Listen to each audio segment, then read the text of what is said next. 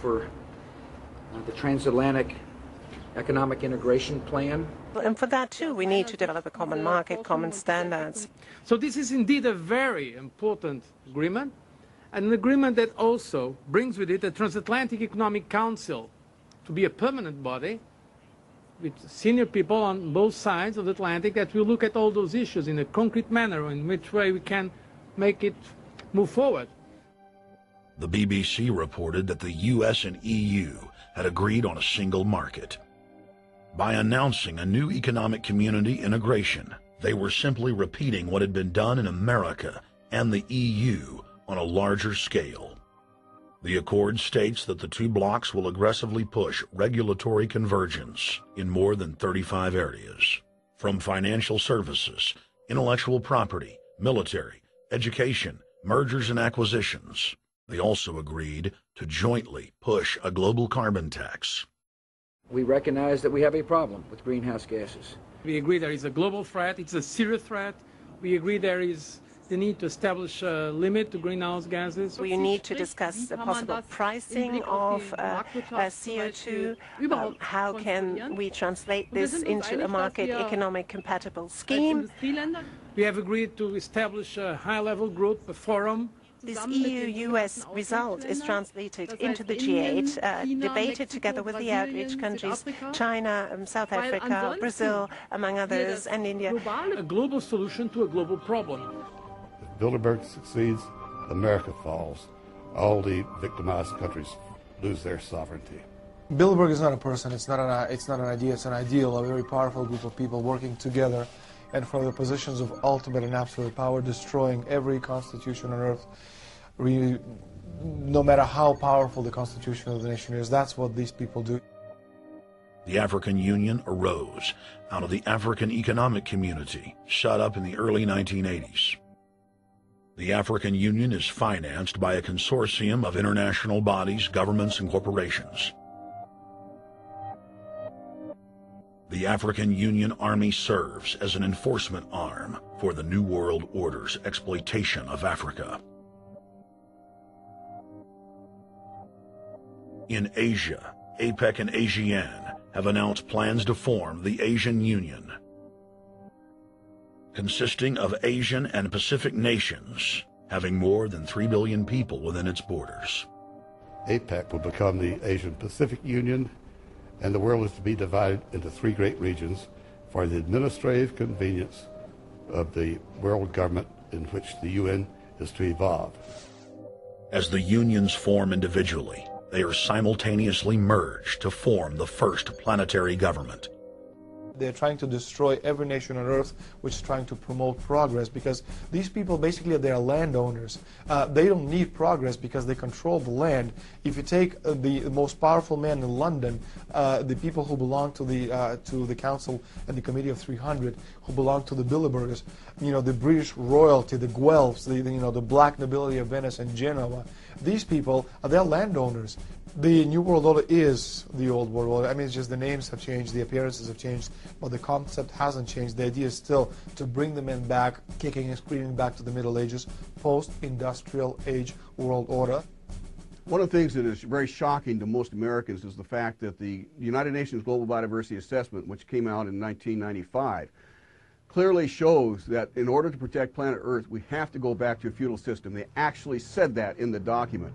To craft a modern feudal society, the globalists are implementing a standardized North American Union ID card to track, trace, and control their serfs as they travel throughout the 3 regions of the NAU.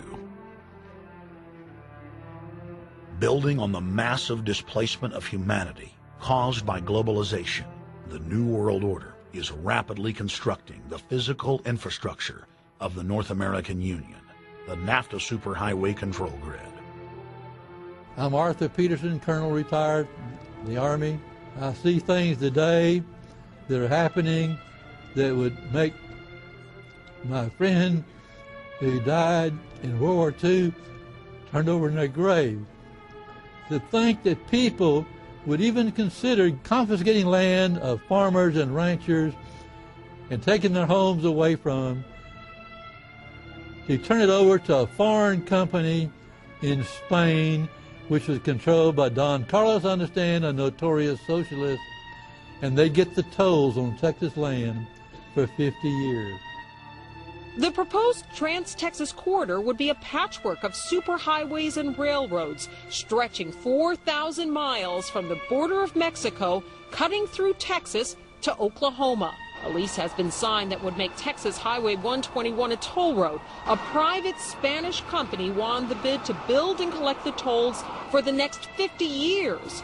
These deals with private companies are being negotiated largely in secret, and many state lawmakers are worried taxpayers are being sold down the road. Critics say it's a threat to our national security. It's part of a plan for a North American integration being carried out by government and corporate elites without congressional or voter approval.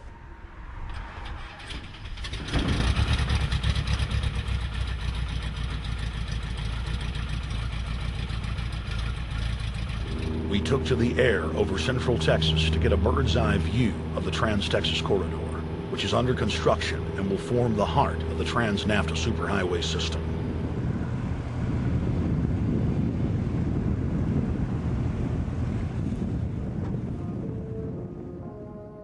History repeats itself. 2,000 years ago, all roads led to Rome. Rome constructed and maintained more than 10,000 miles of roads throughout its empire. The roads were used to project Roman military power, to control commerce, and to bind the nations and peoples they ruled. Rome also demanded tribute. Roman subjects from Albion to Judea were forced to pay a tax to use the roads. The Romans would then use the tax to dominate their subjects. Today's superhighways are a powerful tool in the globalist arsenal. They are instrumental in tearing down national borders and merging nation-states into larger confederations. Foreign governments and corporations are predatorily seizing infrastructure across North America, but nowhere has their attack been greater than in Texas. Texas is the front line. Over 8,000 miles of existing roads and land are being handed over to government-backed foreign companies. Foreign companies buy the legislators, who then turn over complete control to the same foreigners who finance their campaigns. Government power is then illegally transferred to unelected quasi-governmental regional boards that circumvent local governments and the will of the people. The next stage of this world government plan is to have a transportation control, and that is called the NAFTA superhighway, or in Texas called the Trans-Texas Corridor. It confiscates 584,000 acres of land to be transferred into control of a Spanish company which will collect tolls in Texas for the next 50 years, and there's no limit in the amount of tolls that can be collected. More than 80 federal and state highways have been designated as international arteries. The I-35 NAFTA corridor starts deep inside Mexico and travels through the middle of the United States and ends in central Canada. Container ships from Asia dump their cargo on the Pacific side of Mexico. It then travels duty-free by rail to the new Kansas City inland port, now considered sovereign soil of Mexico, in the heart of the United States.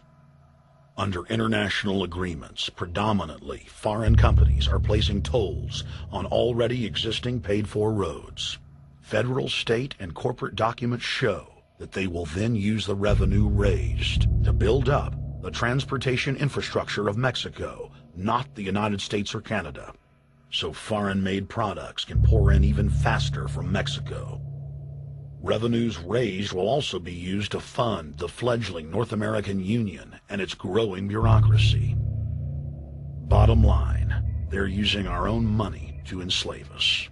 First of all, they're proposing a North American tribunal, which would be similar to what we have in Chapter 11 of the NAFTA agreement, which is trumped by international law. The U.S. Supreme Court and our Constitution could potentially be rendered invalid, and what we would have is new North American business law that would trump what we have here in the United States. What is also interesting to note that the NAFTA headquarters is in Mexico and controls the United States trade and rules against United